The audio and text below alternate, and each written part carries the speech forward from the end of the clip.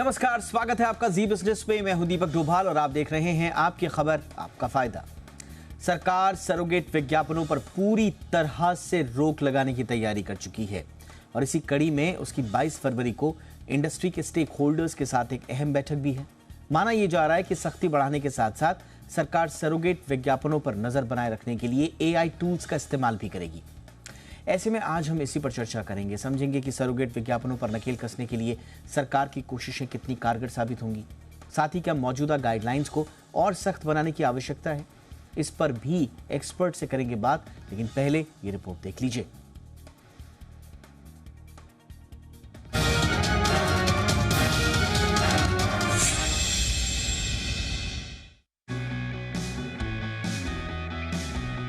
भ्रामक और झूठे विज्ञापनों पर अंकुश लगाने के साथ सरकार सरोगेट विज्ञापनों पर सख्त गाइडलाइन जारी कर चुकी है, लेकिन अभी भी सेंट्रल कंज्यूमर प्रोटेक्शन अथॉरिटी यानी CCPA की ओर से जारी गाइडलाइन का कंपनियां पूरी तरह से पालन नहीं कर रही हैं।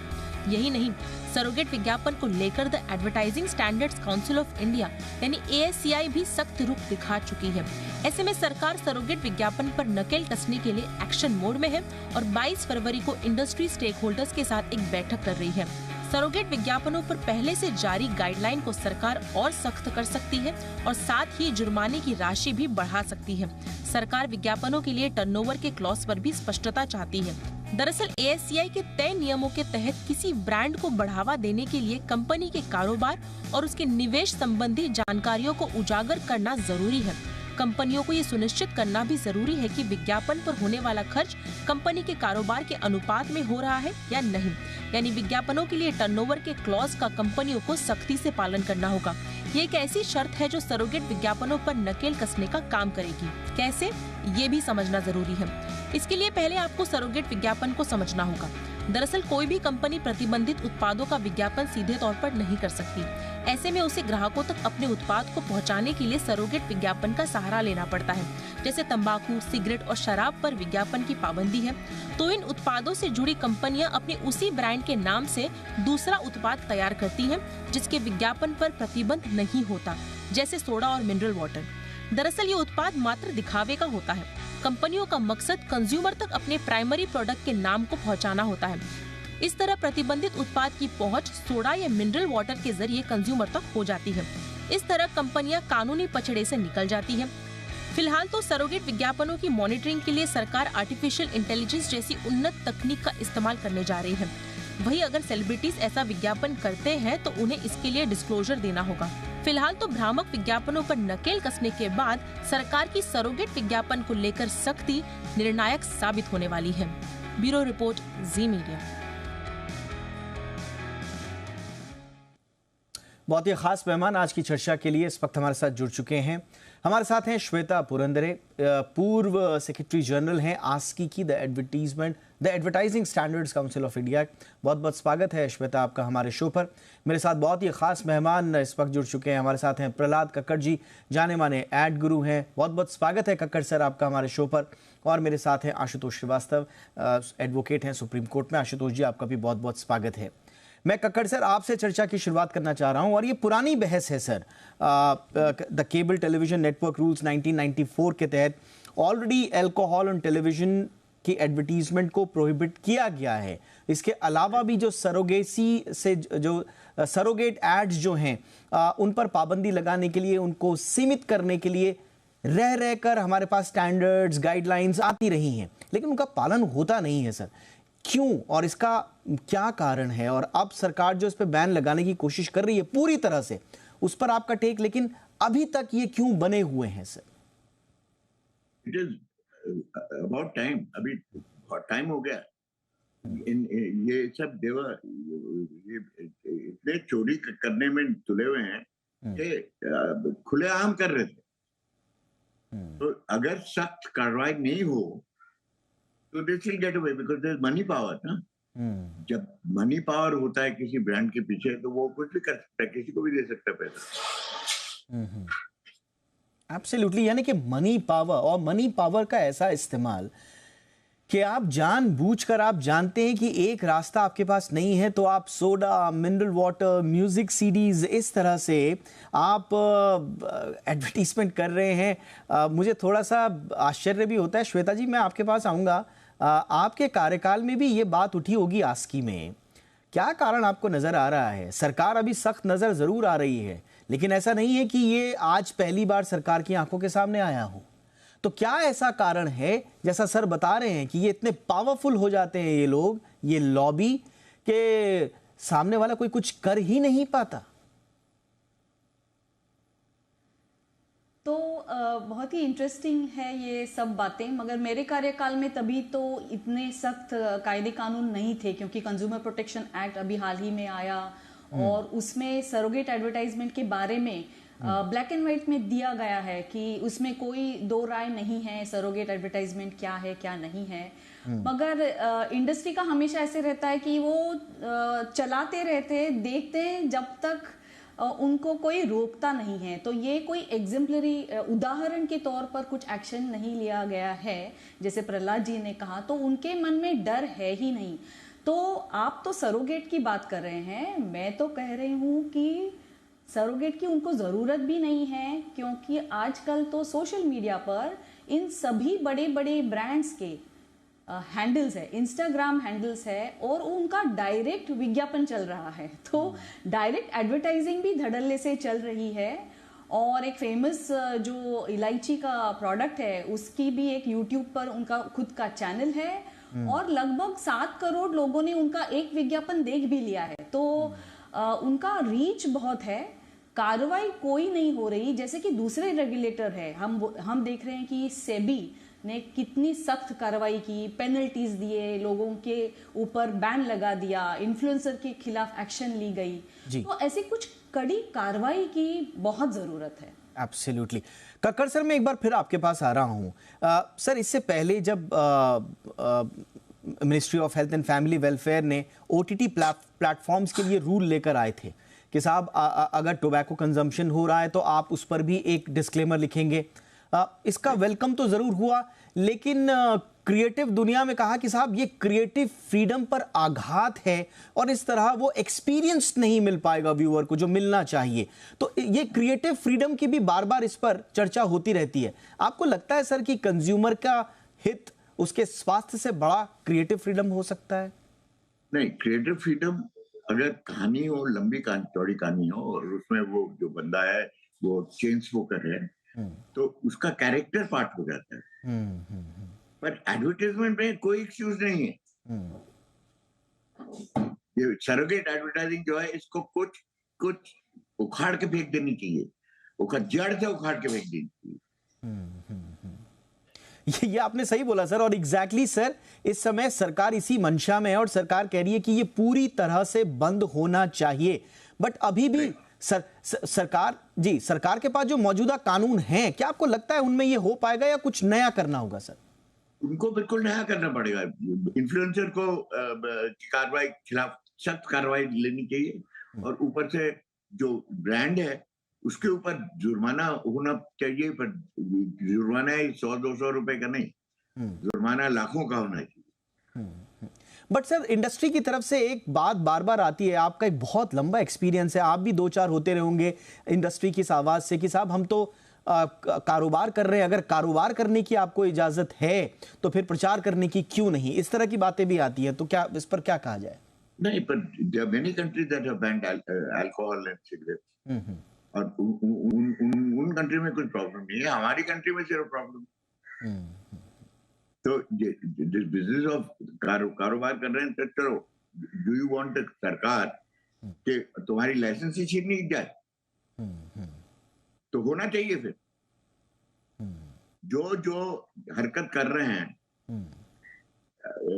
सरोगेट एडवर्टाइजिंग के साथ, उनकी लाइसेंस बंद कर दो, फैक्ट्री बंद कर दो। यही चाहिए ना उनको। जी जी, एब्सोल्युटली सर। यानी कि आप कह रहे हैं कि आप कारोबार कीजिए, लेकिन उसका एक दायरा है और संवैधानिक मर्यादा है, उसकी एक रिस्पॉन्सिबिलिटी है। अगर उस रिस्पॉन्सिबिलिटी को, absolutely, this is highly irresponsible yes, what they are doing. और अगर रिस्पॉन्सिबिलिटी आप नहीं निभा रहे हैं तो स्वाभाविक रूप से फिर आप पर सख्त से सख्त कार्रवाई क्यों ना हो। आशुतोष जी, अब मैं आपके पास आ रहा हूं, जरा बताइए, सरकार ने तैयारी तो की है, लेकिन मैं जैसा मैं अभी कह रहा था कि the cable television network rules 1994, इसके अलावा भी मिनिस्ट्री ऑफ हेल्थ की गाइडलाइंस हैं, आस्की की बहुत बार इसमें रिवाइज्ड गाइडलाइंस आई हैं सरोगेट एडवर्टीजमेंट्स को लेकर, बहुत सारी चीजें हमारे पास हैं, लेकिन इसके बावजूद भी अभी आशुतोष सरकार ये कह रही है कि हम कुछ नए क्लॉज जोड़ेंगे, बंद हो नहीं रहा है। ये मजबूरी ऐसी क्यों, अभी तक इतने सीरियसली क्यों नहीं लिया जा रहा है इन कानूनों को? देखिए, मैं अभी जो रिसेंट कानून है इस पे तो मैं आऊंगा। देखिए, जब 1975 में ही जो है सरोगेट जो एडवर्टाइजिंग है उससे रिलेटेड इश्यूज उठे थे, और हम जानते हैं कि जो सर्टेन प्रोडक्ट्स हैं, चाहे वो सिगरेट हो या तंबाकू हो, इसमें जो है ये लिखना कि ये इंजूरियस टू हेल्थ है, ये तब शुरू हुआ था 1975 में। फिर 1995 में एडवर्टाइजिंग जो है, डायरेक्ट एडवर्टाइजिंग को पूरा बंद किया गया। फिर हम जानते हैं कि 2003 में भी जो है एक्ट लाया गया जिसमें सर्टेन प्रोविजंस लाए गए, जिसमें पूरी तरह से जो है बैन किया गया जो सरोगेट एडवर्टाइजिंग है ऐसे प्रोडक्ट का। और अब जो है अगर आप देखें तो कंज्यूमर प्रोटेक्शन एक्ट में अमेंडमेंट लाया गया 2022 में, और इसमें जो है सेंट्रल कंज्यूमर प्रोटेक्शन अथॉरिटी को, सीसीपीए को लाया गया और उसको सर्टेन पावर्स दिए गए।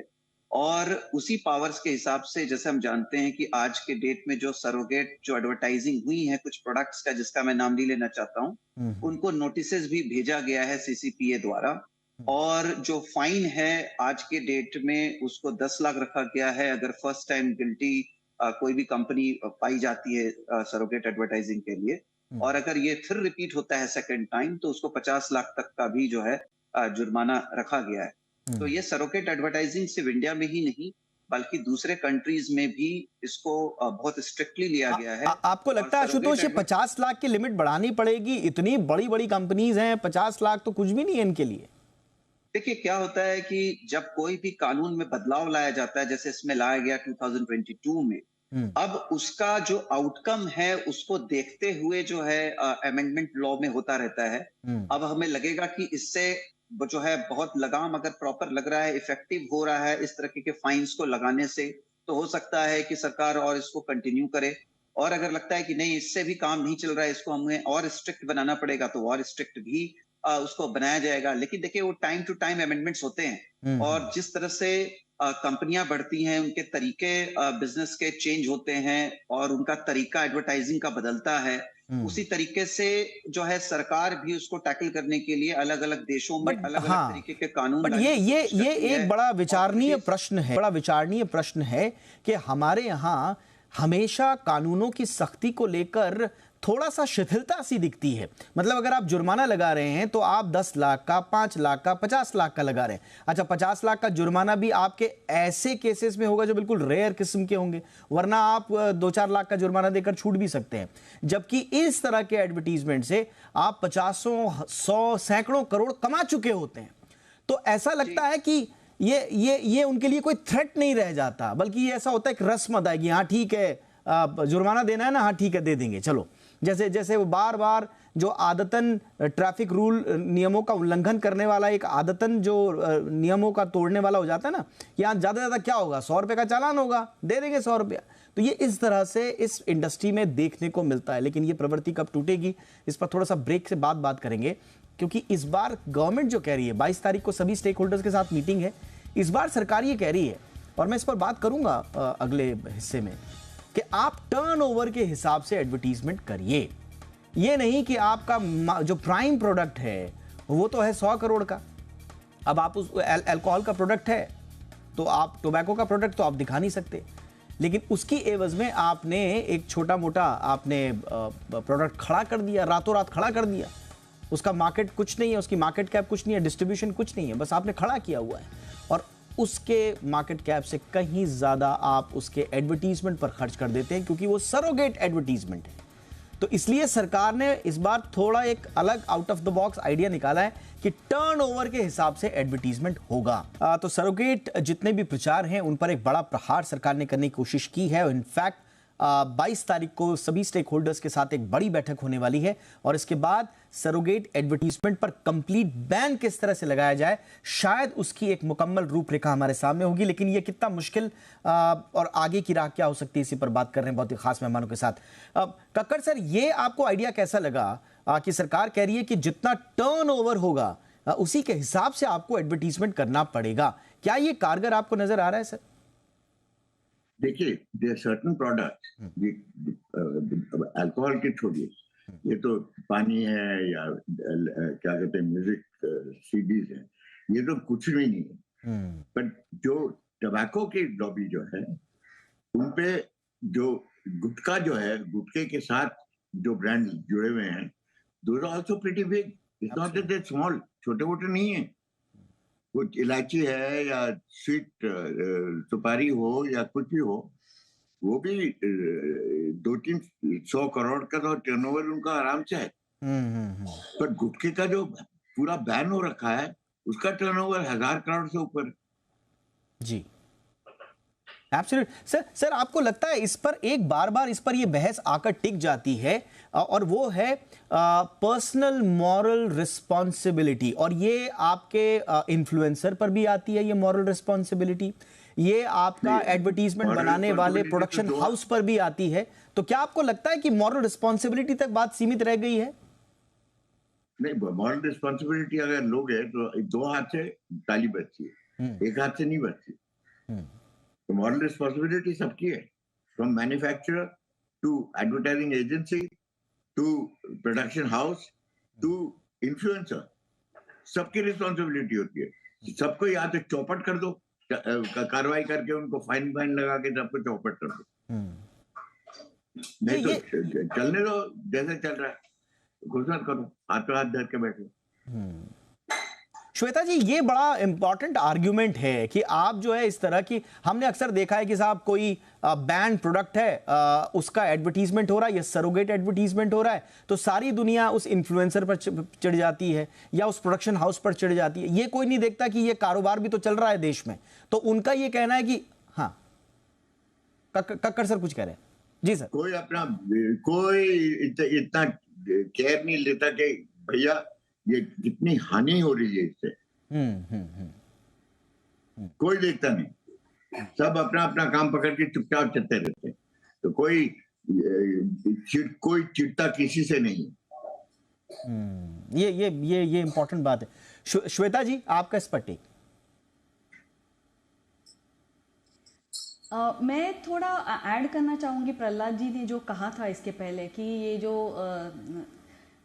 फंडामेंटल क्वेश्चन मुझे ये है कि ये पूरा सरोगेट चाहिए ही क्यों बिजनेसेस को, कि ये उसका जो एक कैटेगरी क्रिएट की गई है, उसका मकसद यही है कि ये जो प्रोहिबिटेड कैटेगरीज है जिनकी एडवर्टाइज नहीं कर सकते, उसी नाम से आप दूसरे कोई प्रोडक्ट की विज्ञापन चलाइए। तो ये सरोगेट, ये कैटेगरी का निर्माण ही एक क्या कहते हैं कि गलत ही है, क्योंकि आप यदि देखते हैं, हाँ, क्योंकि यदि आप देखते हैं कोटपा का जो नियम है बहुत ही स्ट्रिक्ट है, और कोटपा के नियम के अनुसार अगर आपका टोबैको का कोई ब्रांड है तो उस ब्रांड का आप उपयोग कर ही नहीं सकते किसी दूसरी चीज के लिए, पानी हो, सीडी हो, रेडियो हो या कुछ भी हो। तो ये जो रूल है वो सभी प्रकार के प्रोहिबिटेड कैटेगरीज में। बट मैम कोटपा, सोचिए आप मैम, कोटपा 2003 में आ गया था।